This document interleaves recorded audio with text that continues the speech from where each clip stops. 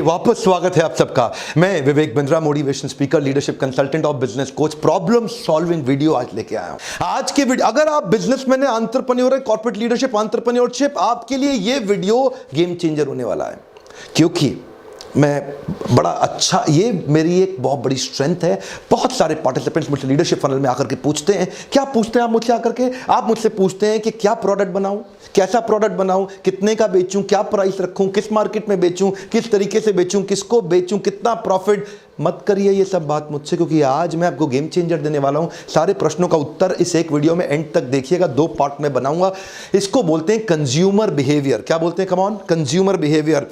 Product पहले मत decide करो, प्राइस पहले मत डिसाइड करो, प्रॉफिट पहले मत डिसाइड करो, पोजीशनिंग पहले मत डिसाइड करो, कंज्यूमर बिहेवियर डिसाइड करो। क्या डिसाइड करो? देखो कंज्यूमर चाहता क्या है। इसका क्या मतलब है? आज 9 केस स्टडीज दूंगा, एक के बाद एक। पूरे केस स्टडीज देखिएगा। शुरू करते हैं अमिताभ बच्चन के पल्स पोलियो कैंपेन से। ये सुपर हिट एग्जाम्पल, इसे एक एग्जाम्पल आपका इतना आप पूर्ण नए तरीके से समझ में आएगा आपको सब कुछ। ध्यान दीजिए, WHO 5 साल तक अमिताभ बच्चन के साथ लगे रहे। ओगिलवी उनकी एजेंसी, क्रिएटिव एजेंसी थी, और अमिताभ बच्चन WHO के साथ लगे हुए 5 साल लगा दिए, लेकिन पोलियो की कोई बूंद पीने आता ही नहीं था। अटरली सारे कैंपेन फेल होते चले गए। मतलब जो सक्सेस चाहिए कम से कम वो नहीं मिलना, मतलब फेल हो गए। अमिताभ बच्चन बोलते रह गए, आइए 2 बूंद जिंदगी की पिलाइए, अपने बच्चों आइए पिलाइए। पूरे बूथ कैंपेन खाली। तो इनकी टीम ने, अच्छा, WHO ने अपना विश्वास नहीं खत्म किया अमिताभ बच्चन से। WHO ने कहा नहीं, दोबारा ट्राई करो, देखो क्या गलती हो रही है। तो फिर गलती क्या थी? कंज्यूमर के बिहेवियर को जाकर के ढूंढना, उसका साइकोग्राफिक, उसका डेमोग्राफिक, उसका एथनोग्राफिक, उसका जियोग्राफिक। तो ये लोग टियर 3 सिटी और स्मॉल टाउन्स में, तालुका, तहसील, छोटे छोटे शहर, गांव तक पहुंचे, जाके देखना शुरू किया, कंज्यूमर के प्रोफाइल को समझा कि ये कंज्यूमर आता क्यों नहीं है।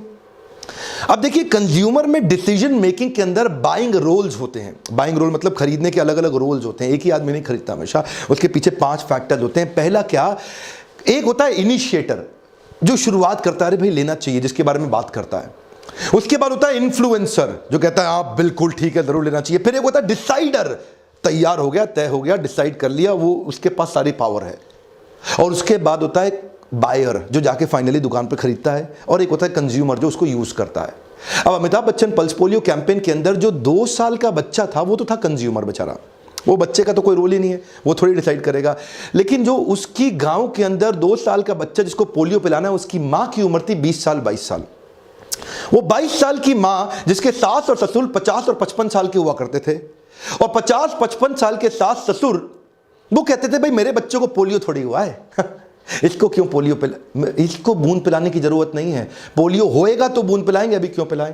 तो वो भेजते नहीं थे उसको। यानी कि वो इन्फ्लुएंसर और डिसाइडर थे। और यहां इन्फ्लुएंसर और डिसाइडर के ऊपर काम ही नहीं किया अमिताभ बच्चन की टीम ने। क्यों? क्योंकि अमिताभ बच्चन आके प्रार्थना करते थे, रिक्वेस्ट करते थे। अब ध्यान दीजिए, वो 50 साल के सास और ससुर जो घर में बैठे थे पीछे, वो सास जो घर में बैठी थी, वो 1970s में अमिताभ बच्चन को एंग्री यंग मैन देखती थी। अब ये अमिताभ बच्चन जो एंग्री यंग मैन थे, आज भी मैं गिरे हुए पैसे नहीं उठाता, मैं आज भी फेंके हुए पैसे नहीं उठाता। वो बड़ी, आपने देखी हुई है ना, ये कई मूवीज देखी हैं। वो पोजीशनिंग बड़ी सॉलिड उनके दिमाग में छपी थी। इधर अमिताभ बच्चन आके रिक्वेस्ट करता था, उनको रजिस्टर ही नहीं होता था। अमिताभ बच्चन हाथ जोड़ता था, उनको, अमिताभ बच्चन को उन्होंने एंग्री यंग मैन देखा, वो रजिस्टर ही नहीं होता था। अमिताभ बच्चन हाथ जोड़े, उनको रजिस्टर ही ना हो, क्योंकि उनके हिसाब से तो Amitabh Bachchan angry young man था। इन्होंने कंज्यूमर बिहेवियर को जाके, उसको साइकोग्राफिक, उसको डेमोग्राफिक को समझा। इन्होंने एड कैंपेन चेंज करा दिया। बोला अमिताभ बच्चन साहब सब कुछ चेंज कर दो, वापस उसी रोल में आ जाओ। बच्चन साहब गुस्से में आ गए, कब से कह रहे हैं तुम्हारे को, और वो उतना गुस्से में, उनके टोन में तो बोल नहीं सकता, आपने पीछे ऐड देखी होंगी। बस यही एक दिन देखना बाकी रह गया था, जब सब बहाने खत्म हो गए तो कुछ लोगों ने अपने बच्चों को पोलियो की खुराक न देने का एक नया बहाना खोद निकाला। जा, अरे भेजा है या भेजवा दूं? वो उन्होंने कितना गुस्से में आकर के बोला, एकदम इनको रजिस्टर हो गया। क्यों? इन्फ्लुएंसर डिसाइडर थे यहाँ पे ये। और अमिताभ, और उसके बाद क्या हुआ जी, पूरे पोलियो बूथ भर गए, और सब आ गए। उनसे पूछा अभी कैसे आ गए, अभी कैसे आ गए? बोला वो बच्चन साहब गुस्से में थे ना, इसीलिए आ गए हम लोग। हाँ, यही बात है। आप प्रोडक्ट क्या दे रहे हैं? प्रोडक्ट तो वही था ना। पोजिशनिंग क्या दे रहे हैं वो तो वही थी, प्राइसिंग क्या फ्री का था, लेकिन फिर भी नहीं बिक रहा था। फ्री की चीज भी लोग यूज नहीं कर रहे। ध्यान दीजिए, कंज्यूमर बिहेवियर को घुस के देखना पड़ेगा आपको। मैं बहुत सारे एग्जांपल्स आपको देना चाहता हूं। कैडबरी की केस स्टडी से शुरू करते हैं। 9 केस स्टडी दूंगा, दोनों वीडियो में मिला के सारी केस स्टडी देखिए। अगर आप सीरियस हैं तो इन वीडियोस को पूरा देखिए, घुमा घुमा के बार बार देखिए, आपको कई आइडियाज मिल जाएंगे। पैसे थोड़ी लग रहे हैं आपके वीडियो देखने में, लेकिन आपकी जिंदगी बदल सकती है। कैडबरीज जब शुरू में 1988 में आया था ना, मतलब आया तो नहीं था, चल रहा था काफी दिनों से, लेकिन उनकी मार्केट सैचुरेट हो गई थी। क्योंकि उनकी मार्केट थी 78% मार्केट उनकी केवल बच्चे थे, और वही बच्चों पे वो टारगेट करते थे। अब जो बच्चे थे वो बड़े हो जाते थे तो नए सेट ऑफ बच्चे आते थे, वो बच्चे बड़े हो जाते थे तो फिर नए सेट ऑफ बच्चे आते थे, तो उनकी मार्केट ना सैचुरेट हो गई। क्योंकि जब बच्चे बड़े हो जाएं तो वो चॉकलेट खाएं तो लोग कहते थे बच्चा है क्या चॉकलेट खाएगा। सो मार्केट को रिटेन करना और ग्रो करना उनके लिए स्ट्रगल था। तभी अर्ली 90s में 92 93 के आसपास इन्होंने बड़ा बोल्ड डिसीजन लिया। इनके डेमोग्राफिक्स के हिसाब से 77-78% कंज्यूमर बच्चे थे, लेकिन इन्होंने बच्चों को एड से पूरी तरह हटा दिया, क्योंकि नए कंज्यूमर बाइंग बिहेवियर को एड्रेस करना चाहते थे। और वहां इन्होंने क्या किया, एक नया कैंपेन लॉन्च किया, क्या स्वाद है जिंदगी। आपको याद है ना वो लड़की ऐसा ऐसा ऐसा करके हाथ घुमा के डांस करते हुए आती थी। इस एड से इन्होंने अपनी नई पोजिशनिंग बिल्ड करी, नए कंज्यूमर बाइंग बिहेवियर को एड्रेस किया। यूथ्स इंडल्जेंस चाहते थे। Youths wanted to acquire the licence of indulgence. उनको भी इंडल्जेंस चाहिए, उनको भी मजा चाहिए लाइफ में, उनको भी एक्साइटमेंट चाहिए। क्या स्वाद है, कुछ स्वाद है, क्या स्वाद है जिंदगी में। और इतना ही नहीं, इसके बाद इन्होंने अपने मार्केट को और एक्सपैंड करने के लिए बाकी कंज्यूमर को समझा कि वहां पे कैसे एंटर करेंगे। देखिए, एंटर बाद में करते हैं, पहले कंज्यूमर की मेंटालिटी को समझते हैं। पोजिशनिंग बाद में आती है, कैसे बेचूंगा ये बाद में आता है। इन्होंने शुभ आरंभ कैंपेन लॉन्च किए, इन्होंने फैमिली कैंपेन लॉन्च किए, इन्होंने कुछ मीठा हो जाए कैंपेन लॉन्च किए। तो बच्चों से यूथ पे गए, यूथ से फैमिली में गए, पूरे देश के अंदर छा गए। सन 2000 के बाद इन्होंने मिठाई से चॉकलेट को ही रिप्लेस करने का प्लान कर दिया। उधर मिठाइयों के अंदर वो मावा में कुछ अडल्ट्रेशन आया, तो इन्होंने चॉकलेट को कुछ मीठा हो जाए कैंपेन। अब तो कोई मिठाई दिवाली पे खरीदेगा नहीं, लो भाई चॉकलेट बांट। इससे क्या बोलते हैं, इसे बोलते हैं पहले कंज्यूमर बिहेवियर को समझो। जिलेट हमारे देश में आया, शुरू में लगातार फेल होता रहा। जिलेट हमारे देश के अंदर आया, उसने MIT के अंदर इंडियन स्टूडेंट्स पे कंज्यूमर बिहेवियर को एनालिसिस भी किया। MIT मतलब यूएस के अंदर, Massachusetts institute of technology. US में इंडियन स्टूडेंट्स पे कंज्यूमर बिहेवियर को स्टडी किया अच्छे से, और वो अपना शेविंग रेजर लेके आए, जिलेट वेक्टर। अब वो जो जिलेट इनका अमेरिका में चलता था ना, बहुत शानदार छा गया। और मेंटालिटी क्या थी, अमेरिकन माल इंडिया में ले आओ, इंडियन रेट के हिसाब से छा जाएगा, इंडियन अमेरिकन को लेके फ्लैट हो जाता। तो इन्होंने प्लास्टिक पुश बार का जिलेट का रेजर इंडिया में ले आए, कि उसमें अगर उसके पुश बार को नीचे प्लास्टिक के हैंडल से पुश करो और सीधा जो बाल शेव किए वो निकल जाएंगे बाहर। और इंडियन कंज्यूमर्स पे उन्होंने वहां पे रिसर्च भी कर लिया, तो कंज्यूमर बिहेवियर तो बहुत बढ़िया मिल गया, और फट से इन्होंने लॉन्च किया। ठाक मुंह की खानी पड़ी, नीचे गिरे बड़े जोर से। ध्यान दीजिए, कंज्यूमर बिहेवियर को रिसर्च स्टडी तो किया, लेकिन कहां पे किया, अमेरिका में किया। अरे भाई, इंडियन स्टूडेंट को किया, कोई बात नहीं, इंडिया में आके करना चाहिए था। क्या करना चाहिए, इंडिया। जब ये इंडिया में आया, इनका CEO PNG, Procter and Gamble, Gillette, इनकी बुद्धि चकरा गई।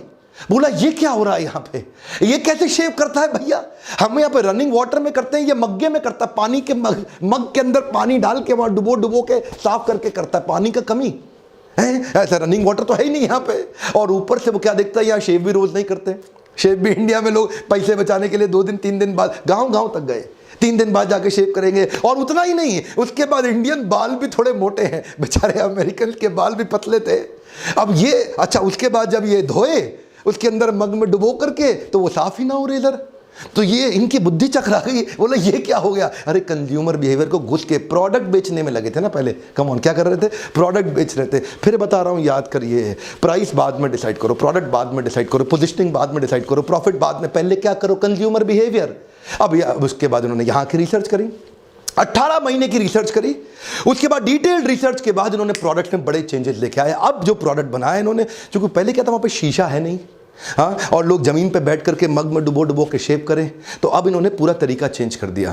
पहले तो प्लास्टिक पुश बार के अंदर बाल फंसे रह जाते थे। अच्छा, यूएस के अंदर क्या था, सॉफ्ट वाटर था, इधर पानी भी हार्ड है, अब वो सॉफ्ट वाटर में पुश बार में ऐसा डाले तो एकदम सारे बाल बाहर, इसमें बाल अंदर घुसे रह जाते थे। इंडियन लोग परेशान। उन्होंने क्या, अरे छोड़ इसको, वो ब्लेड तोड़ करके उसके अंदर उस तरह के अंदर घुसा करके आधा आधा ऐसा मार के उसी से साफ करें, पैसे भी बचेंगे, यहाँ पैसा भी ज़्यादा लगेगा। परेशान हो गए जिलेट वाले। अब चेंज किया उन्होंने, नए प्रोडक्ट लेके आए, वो फ्लेक्सी हैंडल के लेकर के आए जिससे वो किधर भी कैसे भी चलेगा। और ध्यान दीजिए, अब रेजर का उन्होंने क्वालिटी बिल्कुल इंडियन पोजीशनिंग के हिसाब से, कंज्यूमर बिहेवियर के हिसाब से प्रोडक्ट की पोजीशनिंग की तैयारी करी, नया प्रोडक्ट बनाया। इसको बोलते हैं रिवर्स इनोवेशन। कम ऑन, क्या बोलते हैं? Reverse innovation. ये मत सोचो पहले कि बेचूं मैं, कैसे बेचूं, कैसे बेचूं, कैसे बेचूं। पहले ये सोचो कंज्यूमर बिहेवियर है क्या, उसके बाद जाके प्रोडक्ट बनाओ, फिर सोचो कैसे बेचूं, किस प्राइस पे बेचूं, किस प्रॉफिट के लिए बेचूं। और उसके बाद इनके जिलेट प्रेस्टो, जिलेट गार्ड इतने छा गए देश के अंदर कि ये विदेशी कंपनी आज देश में बहुत बड़ा मार्केट शेयर ली बैठी है।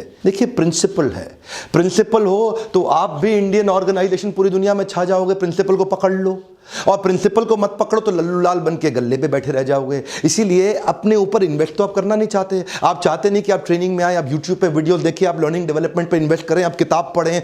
आप सोचते होंगे इसमें आपके लिए क्या है करने के लिए। आपके लिए सबसे पहली चीज है अपने कंज्यूमर को, देखिए, कैप्चर योर क्लेम। क्या? दोबारा सुनिए, कैप्चर योर क्लेम। आपका क्लेम है मार्केट में, आपका क्लेम पूरा रेडी है मार्केट में, उसको कैसे कैप्चर किया जाए, कैसे जाके उसको पकड़े। Amplify your message to your actual exact perfect customer. हर एक को माल बेचने में लगे हो आप। आपको लगता है जो मर्जी आ जाए हर एक को बेच दूं। हर एक को माल नहीं बेचते।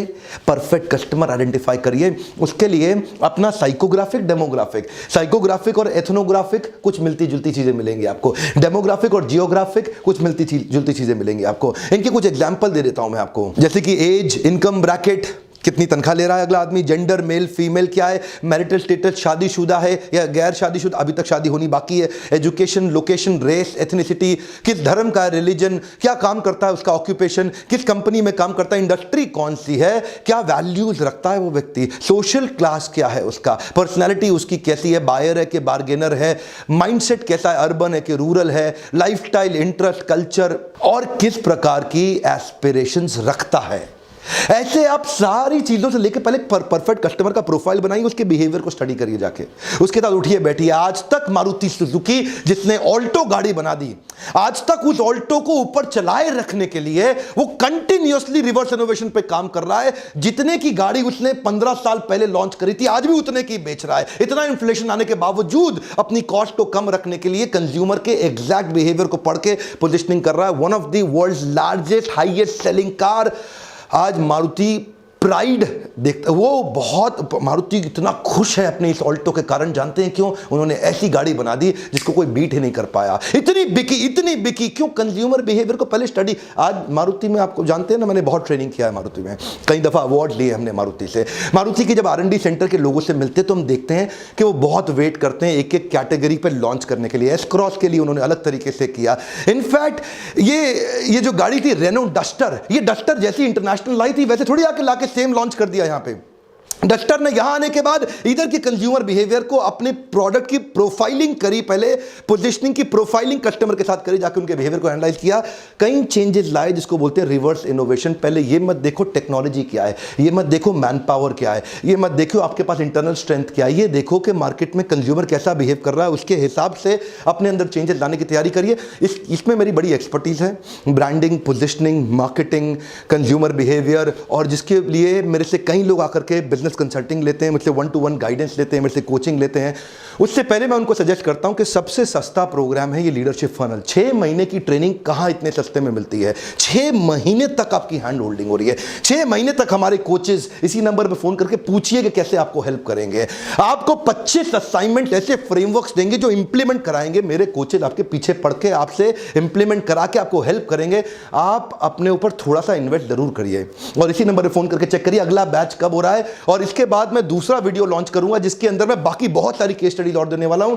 इन वीडियोस को बार बार घुमा के बार बार देखिए, अपने उन सबसे शेयर करिए जिनकी इन वीडियो से मदद होती हो। मैं आपको दोबारा बता रहा हूं, अगर आप स्टूडेंट भी है ना, अगर आप स्टूडेंट भी, तो अपने अपने पेरेंट्स के साथ, अपने अंकल्स के साथ, अपनी कम्युनिटी में, अपने अलग अलग व्हाट्सएप ग्रुप्स में ज़रूर शेयर करिए, क्योंकि ये वीडियोज़ के लिए आपका पैसा तो कुछ लग नहीं रहा, लेकिन हेल्प बहुत हो रही है। क्योंकि इंडियन कंज्यूमर या इंडियन जो प्रोड्यूसर या इंडियन मैन्युफैक्चरर आज जो हमारे देश के व्यापारी ये पहचान नहीं पा रहे हैं कि हमें क्या चेंजेस अपने अंदर लाने चाहिए। मैं लगातार मेहनत करता रहूँगा, अगर आप लाइक देते रहें, एक एक वीडियो पे आपके हर एक लाइक को जाके देखता हूँ, हज़ारों लाखों आप लाइक्स देते हैं, मेरा उत्साह बढ़ता है। नीचे कमेंट में बताइए अगला वीडियो आप कौन सा देखना चाहते हैं, किस केस स्टडी पे देखना चाहते हैं, और इसका पार्ट 2 जरूर देखिएगा। सबसे सब्सक्राइब करा लीजिए अपने आसपास। मेरे साथ जुड़े रहने के लिए, YouTube पे इन पावरफुल केस स्टडीज को देखने के लिए आपका प्रेम पूर्वक बहुत बहुत धन्यवाद।